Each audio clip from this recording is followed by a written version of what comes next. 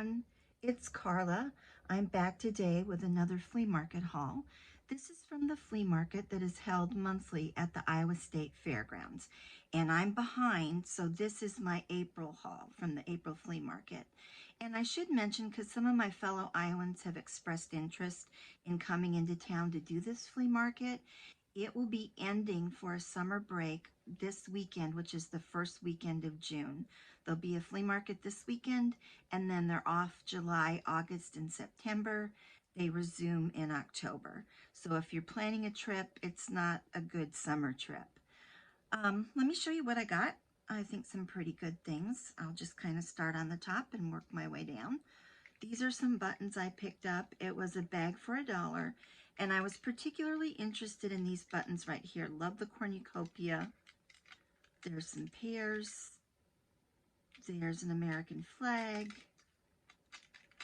A rather fierce-looking eagle here on this silver button.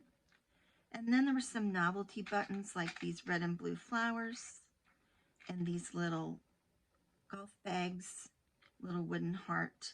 Like I said, I primarily wanted these.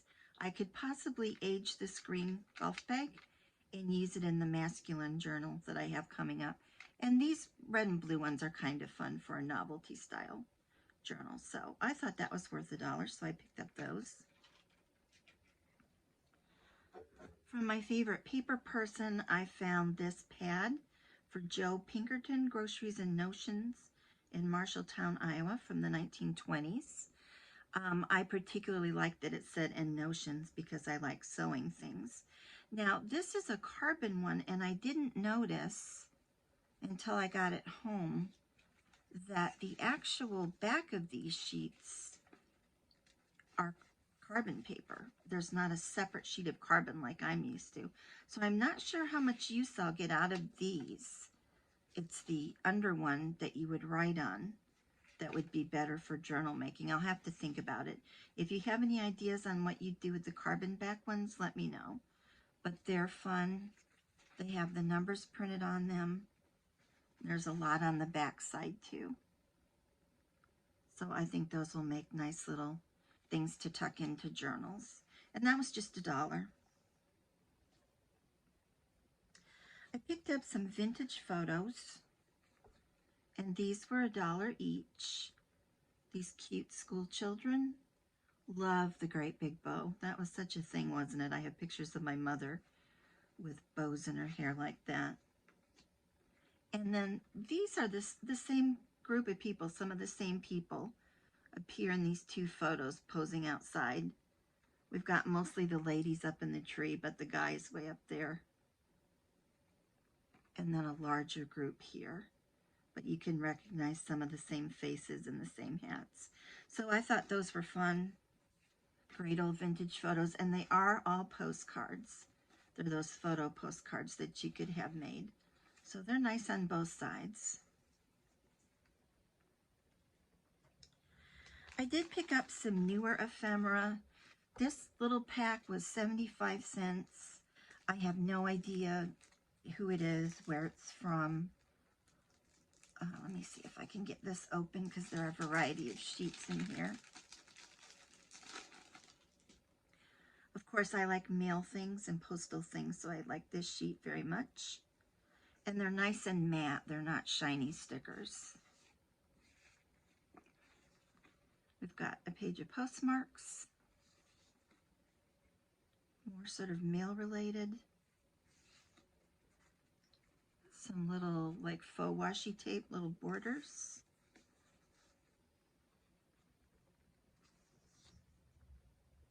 Some more sort of correspondence related things. So I thought that was a nice little selection for 75 cents. I did pick up this Tim Holtz for $3. It is the thrift shop ephemera pack. Don't know for sure that everything's in there, but it looks like there's quite a bit left. I am just not someone who buys Tim Holtz very much in the craft store. I've really gotten to the point where I prefer to get my craft items thrifted on the second-hand market. Probably you could get a similar price if you had a 40% off coupon if this is still sold in stores. I don't know. I just thought it would be good to have on hand. You're probably familiar with these Tim Holtz packs and the variety of vintage-looking ephemera that's in there. If I can use old ephemera, I prefer that, but there are times when it's good to have some backups like this because vintage ephemera can be hard to come by and it can be expensive. My Anna Griffin lady, as I think of her, was there. She has had a lot of Anna Griffin craft supplies, and I picked up a few more of these embossing folders. And these were fun, several of them, because they have these skinny little matching borders. So this one is the heart design with tassels. It's called Hearts and Tassels. And then this is the little border. That's the tassels. And she just charges $1 each for these. This one is called Harlequin Bow. And then you can see there's the little bow border. This one is called Carmen Lace. And then the little lace border.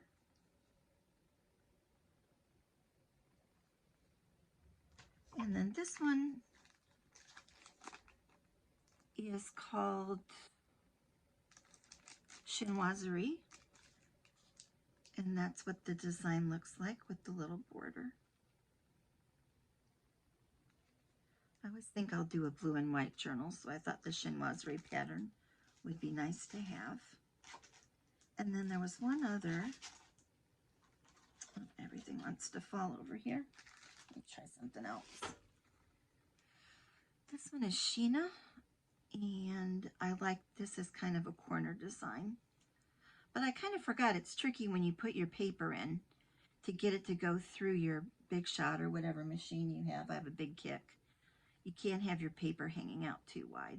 So I'm going to have to play a little bit to figure out how to get that in the corner of a page. And it might just have to be that I emboss something and then add it to the page. But I did like those designs. I picked up a bag of lace. Probably not one of the best lace finds I've ever had. I really got spoiled back at the Goodwill bins a few hauls ago where I found a ton of really vintage lace. And of course, it's $1.79 a pound there, so it's a good deal. But this was a bag for $7. And there's quite a bit of good stuff. It's not, some of it's not old, but there's some pretty patterns. So this looks to be a little velvet cuff from probably a child's dress that was cut off.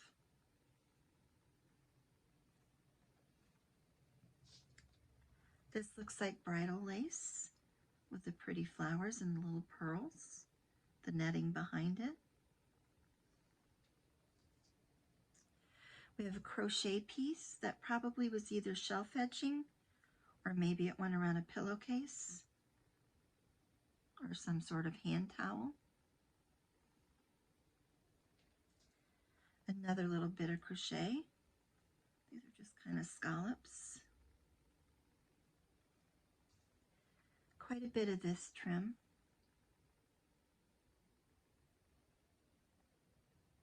Kind of looks like an insertion lace, but I don't know. I guess a very, very narrow ribbon could maybe be woven through it, but looks like that would be a bit hard to do.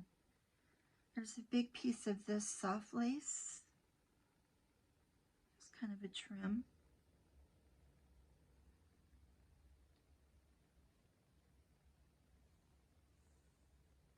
Little piece of that pretty floral scallop. There's quite a bit of this, and as you can see, someone's divided it, started to divide it. So I guess you could use it either as a wider trim or split that down the middle there. This is newer. I think these were curtains, I believe, where you put a rod through the ring, like little cafe curtains in the kitchen. It's much shinier, but it could be tea dyed or coffee dyed. The rings could even be cut off and used to weave some wide ribbon through or something, or fabric. And then there was a pile of what I would call more like lingerie laces.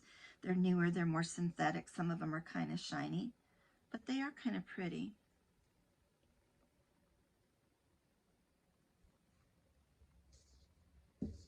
got some of the soft beiges that you see in lingerie a lot. The kind of nude color.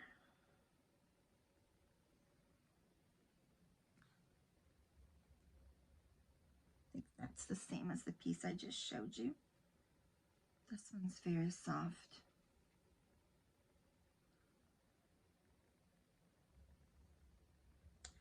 And finally, there was this piece that's kind of a pale, pale peach or blush. And this piece actually inspired me to get out a journal I started quite a long time ago on vintage lingerie and finish it up. And I added some of that lace to it. I'll just show you what that's like. And if you'd like a flip through of this, I will have a link down in my description box. I recently just finished it up with a piece of that lace. And it's all about vintage lingerie. So that was it for the laces. Then I found this was, as you can see, $3.50 for all 3 pieces, and they're just it looks like they were upholstery for chairs or sofas or something. They're like a velvet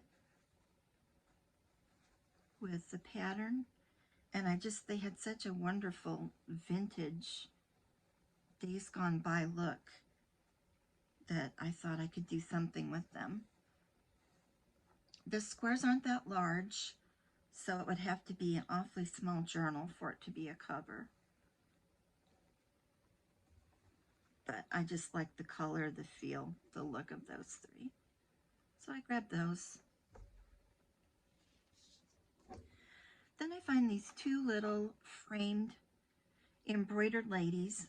They're machine embroidery, and they're a little too bright for me. I will be dyeing them, but when I took them apart, they're just in these little cheap plastic frames from Dollar Tree. They're the Greenbrier brand. And if I had thought more about machine embroidery, I should realize that it would have been embroidered to a base, not just through this sort of linen-y type fabric. So there is a pretty heavy interfacing on here. So I've kind of got to decide what I'm going to do with that. If I'm going to try to cut it very close to the stitching, or if I'm going to leave it, because I do want to tea dye these, and I'm a little concerned about the tea being too heavy with these 2 layers. So if you've had any dilemmas like this, if you have any suggestions for me, if you've ever done cutting around the backing or tea dyed something like this, let me know. I could use some help and some suggestions. This one was my favorite in the blues. And like I said, I'd want to age it up a little bit.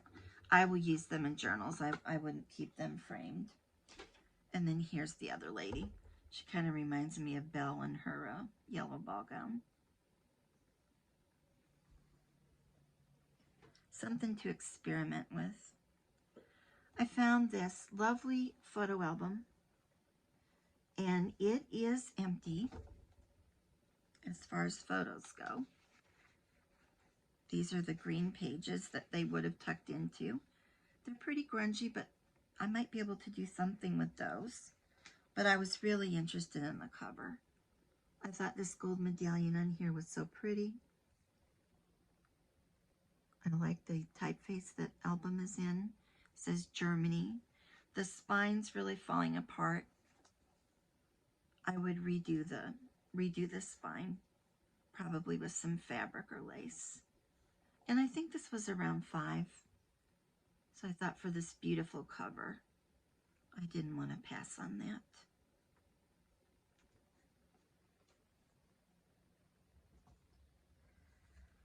I picked up this book, Rebecca Moses' Life of Style. It just has very funky illustrations of a fashion lifestyle nature. And I always think that I'm going to do a journal with a funkier look, and maybe someday I'll get around to it. And I just, like I said, thought the illustrations in here were a lot of fun. I'm not real familiar with Rebecca Moses.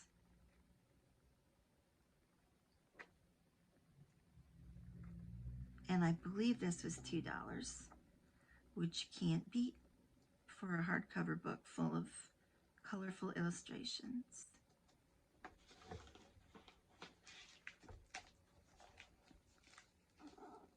So again, it's Rebecca Moses, A Life of Style.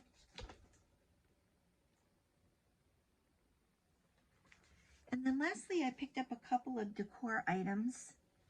If you've been with me and seen my hauls, you know a while back I found a beautiful christening gown from the late 1800s at the Goodwill bins and just felt like I needed to rescue it.